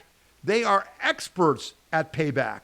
And Republicans are just cowards for allowing the foundation of our nation, the rule of law, to be destroyed by the communist Democrat left. Shame on you. Don't get up on the podium and lecture us. You let this happen. Pass the SAVE Act and fix it. Okay? Pass the SAVE Act and fix it. So now, just go into more leftist activism. 24 states sue EPA over repeal of greenhouse gas endangerment finding, right? We celebrated on this podcast the fact that the EPA got rid of the piece of, wasn't even a law, wasn't even a court finding that allowed the left to impose the Green New Scam on Western civilization, but here in the United States, to destroy our country, okay? Where they could control everything, how your car works, runs, what it costs, what your electric bill is, how they can control your life. And Trump, EPA, Zeldin got rid of that, okay? So, of course, they're in court suing. Attorney generals from 24 states filed a lawsuit Thursday against the Environmental Protection Agency reversal last month of its 29 endangerment finding, which stated that greenhouse gas emissions from motor vehicles harm the public health and welfare. The suit filed in the U.S. Court of Appeals for the District of Columbia was spearheaded by Connecticut Attorney General William Tong. The endangerment finding issued under the Clean Air Act after the Supreme Court's 2007 decision in Massachusetts versus EPA created the scientific and legal foundation for federal regulations curtailing greenhouse gas emissions from vehicles, power plants, and other sources. The Trump EPA revoked the finding earlier this year, and that legal finding was not valid. That was bull. That was all fiction. The coalition also includes 12 counties and cities such as Los Angeles, New York, Boston, Chicago. They allege that the rescission violates the Clean Air Act, goes against scientific consensus. That's bullcrap. Disregards Supreme Court precedent. That's not true. And ignores the EPA's duty to safeguard the public.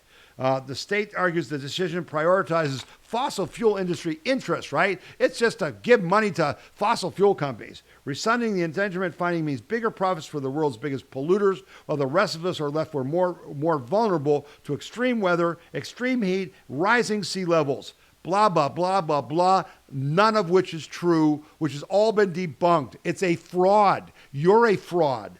Connecticut is leading states and cities across the country in suing today, and we're going to fight with everything we've got.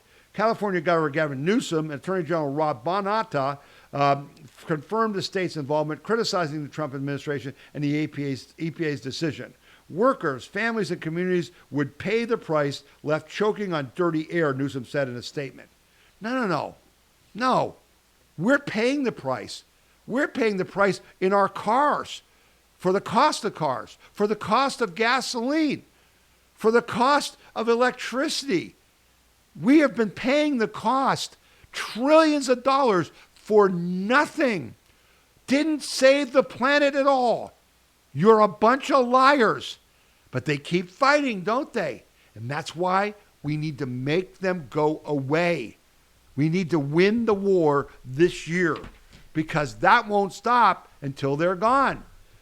This is another judge. Trump administration ordered to reinstate over 1,000 employees of the agency that runs Voice of America. A federal judge has given Trump administration just 1 week to reinstate over 1,000 U.S. Agency for Global Media employees who were laid off last year by the organization's CEO, Carrie Lake.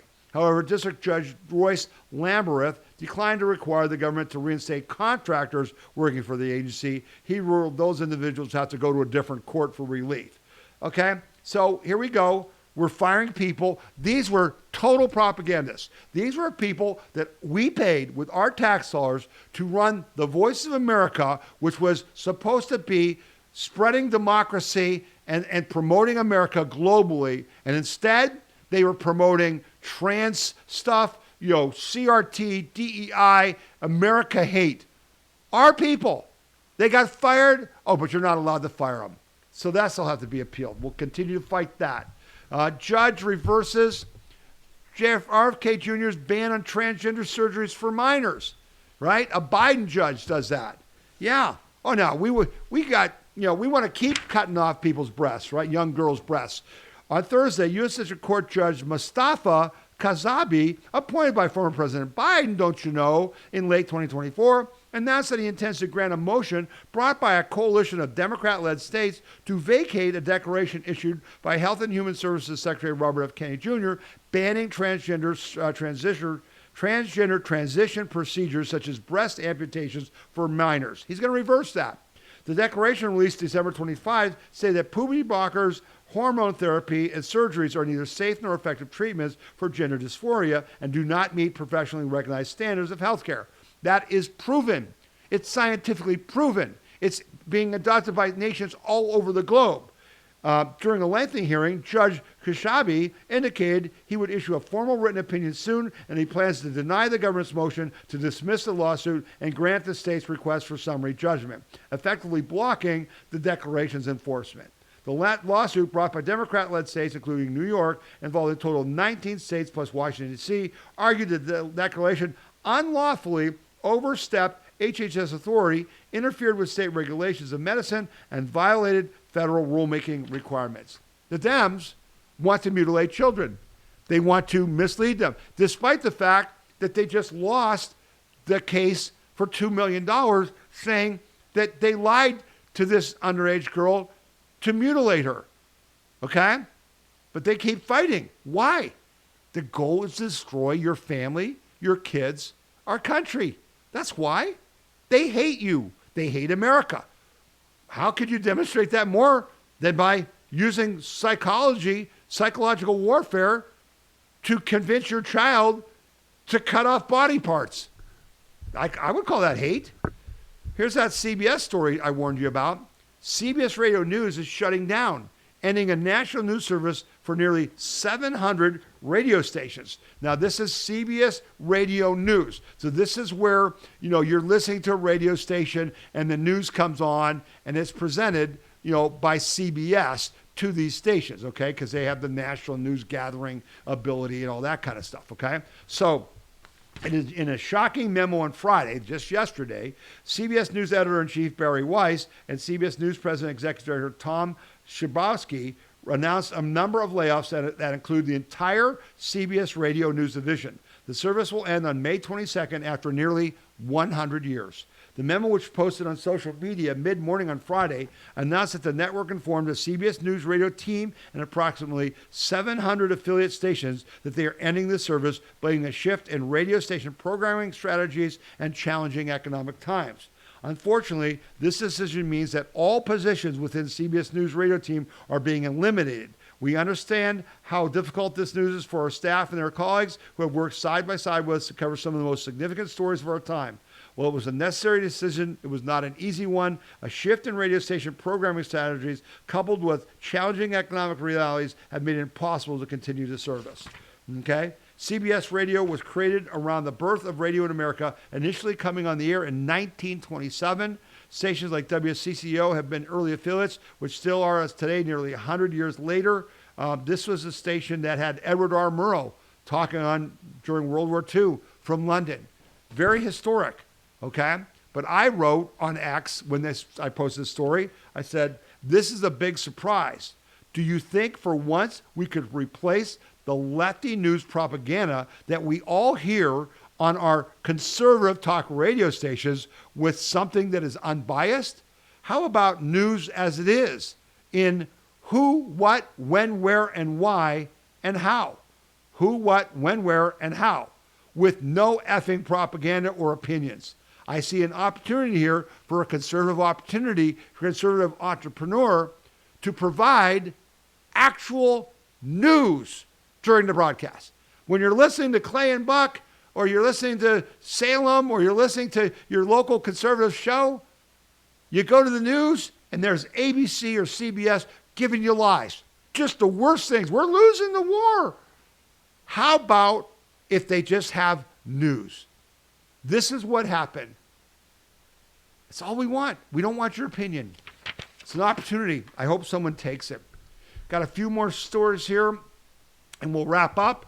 This story is, not good, but it's news, and I need to report it.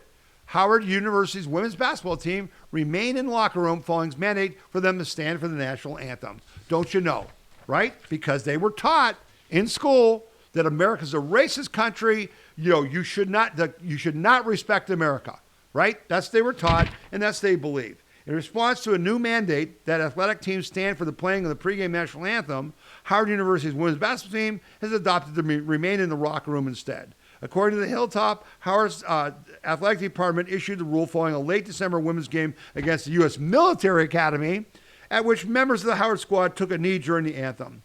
He said that Howard's associate head basketball coach, Ben Davis, said the kneeling players' intentions were not to be disrespectful. You're playing the military academy. These are cadets, and we do the national anthem, and you kneel. You're not trying to be disrespectful. No, you're just woke as a joke, and you're a disgrace. That's my opinion. They can say they have the right, to their free speech. That's fine. Okay, you do have the right to the free speech. But it just shows you what we've got, the cancer we've got in our country. Because what those young black girls on that basketball team don't know is they're living in the best country for blacks in the history of the world. But they don't know it because they've been lied to. And that's a shame. This was not a shame. I hope you're watching the NCAA basketball tournament. It's one of the big joys I have every year. We actually play a role in our company. We work with CBS Sports to provide audio feeds of the games of the tournament. But we've been watching it because it's the best of us.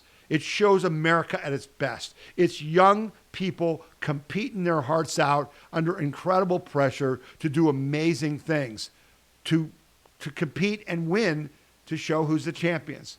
And this happened in one of the big upset games of the first round. And it just shows what America's really about. Watch closely. I may play it twice because you're going to see something that's really great. 3 seconds, 2 seconds. He's going to have to hoist for the win. It's off. TCU advances. The Horned Frogs get it done. Now, let me play it again, because if you didn't watch closely, but basically, sportsmanship. TSU's Brock Harding begins to celebrate his team's win. It's a big upset win. And he stops the instant he sees Ohio State's Brew Thornton to just show some compassion. This is a big win, the biggest win in this kid's lifetime. And watch him jump up after the shot, okay? And he's really excited. And then he sees the dejected Ohio State player, and watch what he does. 3 seconds, 2 seconds. He's going to have to hoist for the win. It's off. TCU advances. The Horned Frogs get it done. Isn't that beautiful? Isn't that what America's all about? We will fight you to the death in that game. But when it's over, we respect each other, shake hands, and show compassion. Because we all know what it's like to lose. We all love to win. But competition is what it's all about. And the NCAA tournament epitomized that. It's fantastic. It's fantastic. All right, a couple more stories, and we'll wrap it up here. We're actually doing pretty good, so I'm happy we're going to be around the 2-hour mark. This is a story that's, maybe a little controversial for some of you guys, but it's an important story. This was announced just on Friday. Trump officials announced 10-gigawatt data center gas plants for former Ohio uranium site. I did not know this was going to happen. I had to read up on it. The U.S. Department of Energy on Friday announced a public-private partnership to develop a major data center with its own power supply on the site of a decommissioned uranium enrichment plant in southern Ohio as it pushes commercial development of artificial intelligence technology. The Portsmouth's gaseous diffusion plant in Pike County, Ohio, now being branded as Port's Technology Campus, is expected to include a 10-gigawatt data center and up to 10 gigawatts of new power generation, including a 9.2 gigawatt natural gas generation system, according to the Department of Energy. The Portsmouth gaseous diffusion plant was on a list of 16 federal sites released last year as locations where the department could invite technology companies to build data management and storage capacity. Energy Secretary Chris Wright, Commerce Secretary Howard Lutnick, and Interior Secretary Doug Burgum all visited Piketon on Friday for the project announcement, along with officials from SoftBank Group, a Japanese investment management company, and its affiliate Espionage. Now again, these were the guys who were in the White House, in the Oval Office with Trump, saying we're going to invest billions of dollars in Ohio, in the United States. And they're investing a big chunk here in Ohio. DOE said SoftBank, through Espionage, is partnering with AEP, American Electric Power Ohio, to build the power generation and transmission infrastructure, including a $4.2 billion investment in grid upgrades and new transmission lines that the companies say will not raise customer rates. DOE said the project is part of the U.S.-Japan Strategic Trade and Investment Agreement announced by Trump last year. The department said the initiative included $33.3 billion in Japanese funding tied to national gas generating component. In a statement, Wright said the project would add power generation, create jobs, and ensure the United States wins the AI race, while Litnick described it as part of a broader effort to reindustrialize the country through large-scale energy and infrastructure projects. There's going to be jobs created by this to build the place and to run it. The visit comes days after the group of rural Ohio residents filed a petition to put a constitutional ban on mega data centers on a statewide ballot, joining a growing chorus of opponents concerned about the environmental, financial, and social costs of AI. You and I have talked about that at significant length. I will be talking more because I am more convinced than ever that the effort to stop data centers is being sponsored by Communist China and funded by that. And it's another psyops, just what they tried to do to stop fracking.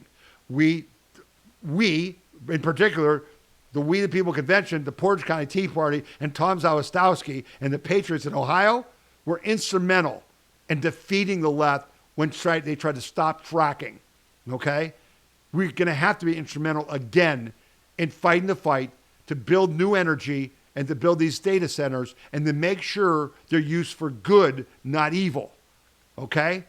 Again, who are your friends? Who are your enemies? I'm telling you, it's hard to decide now.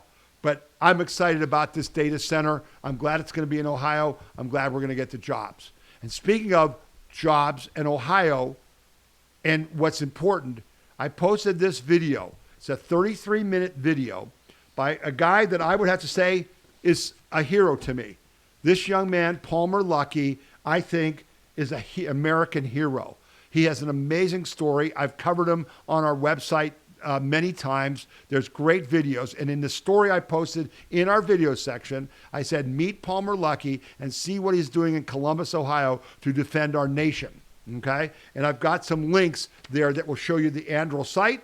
It will show you where you can apply for a job, because if you watch this 33-minute video, you might want to. And then there's some longer form interviews with Palmer Luckey where he tells his whole life story, which is really interesting, particularly a long piece from Joe Rogan.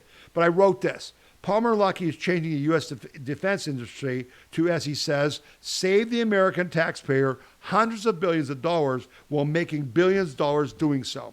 The company he founded, Anduril, rejected the financial and political military-industrial complex that has been in place since the end of World War II.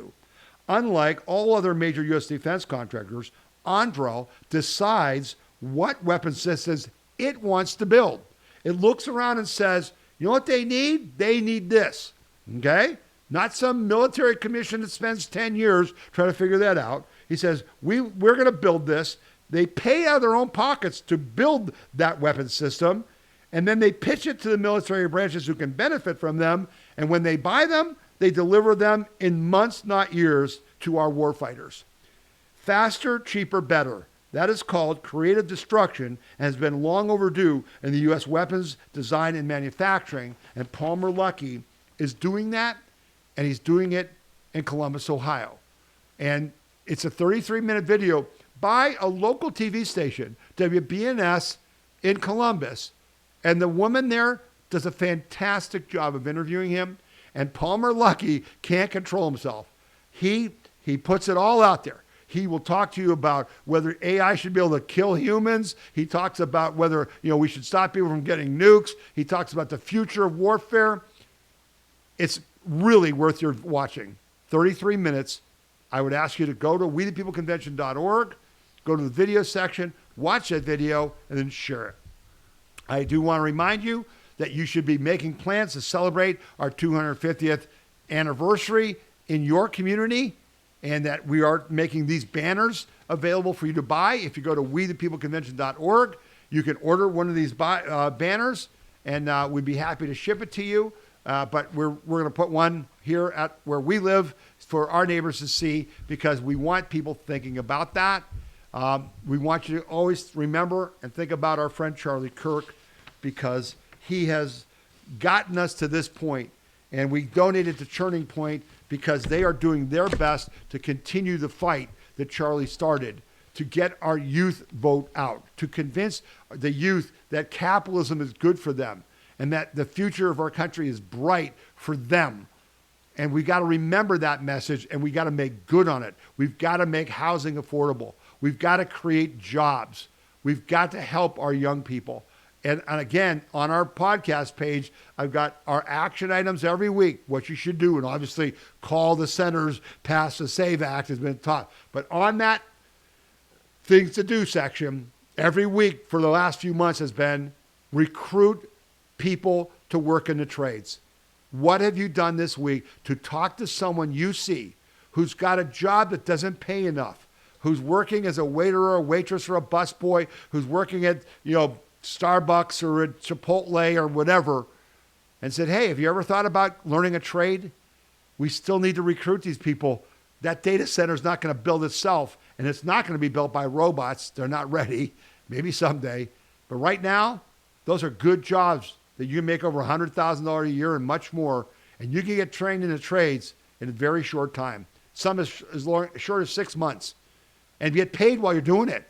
So let's remember, what is our job? What is our purpose? Why are you here? Why did God give you the honor of being alive at this historic time? Why? You're here to protect and defend your and my and our individual freedom, liberty, and prosperity, and protect our Judeo-Christian values. That's why we're here. That's what I'm asking you to do each week. I greatly appreciate you taking the time to watch this podcast and to share it with others. I hope you will tell others about this podcast. I hope you will write to me about your opinions in this about my opinions in this podcast at info@wethepeopleconvention.org. info@wethepeopleconvention.org. info@wethepeopleconvention.org. Write to me, share the podcast, and then come back next week. Okay? So thank you for taking your time today. I hope you have a great week. Enjoy the NCAA basketball tournament today and tomorrow, the next rounds. Lots of good games. Enjoy some baseball's about to launch in like a week or so. Weather's getting better. My goodness, how about the heat out west? I hope you guys are okay. 106 degrees, in the 90s in the Dakotas. Have a good week. Be a happy warrior. And remember what I said at the beginning of the podcast about taking time to sit in quiet and just think. No phone, no TV, no radio, no conversation. Do that every day for an hour, and you'll be a happier person, and your thoughts will be clearer. And then take what you thought and have conversations with other people. Meaningful conversations. That's what we've got to do. We've got to reconnect to each other. It's because since COVID, we haven't done enough of that. Okay? All right. I sure appreciate your support and your time. I do want you to have a good week, and I do want you to be happy and healthy. Until next week, may God bless you. May God bless America. You've been listening to the We the People Convention Weekly News and Opinion Podcast, and my name is Tom Zawistowski. Bye now.